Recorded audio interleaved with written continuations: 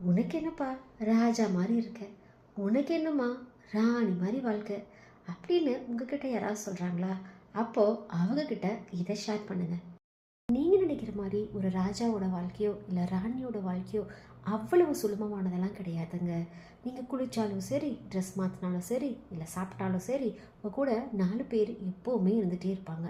எப்படி big pass வீட்டில் big pass அந்த பார்ட்டிசிபெண்ட்ஸை கண்காணிச்சிட்டே இருக்காரோ, அதை விட மோசமாக 24 மணி நேரமும் நம்மளை கண்காணிக்கிறதுக்கு அங்கே ஆள் இருந்துகிட்டே இருப்பாங்க. நீங்கள் ஒரு ட்ரெஸ்ஸை நான் இன்றைக்கி இது போடணும் அப்படின்னு ஆசைப்பட்டாலும் கூட அங்கே நீங்கள் உங்களோட விஷுக்கு எதுவுமே பண்ண முடியாது. அவங்க என்ன சூஸ் பண்ணுறாங்களோ அதைத்தான் நீங்கள் போட முடியும்.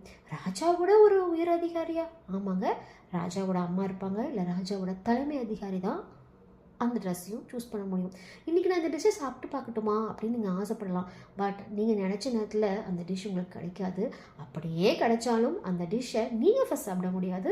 உங்களோட சர்வன்ட் தான் ஃபஸ்ட்டு சாப்பிட்டு பார்த்துட்டு 1 ஹவர் கழிஞ்சு தான் நீங்கள் சாப்பிட முடியும். தூக்கமும் இப்படித்தாங்க. உங்களை சுற்றி 4 பேர் இருப்பாங்க. நீங்கள் அப்படி திரும்பினாலும் சரி, இப்படி திரும்பினாலும் சரி, உங்களை அவங்க கண்காணிச்சுக்கிட்டே இருப்பாங்க.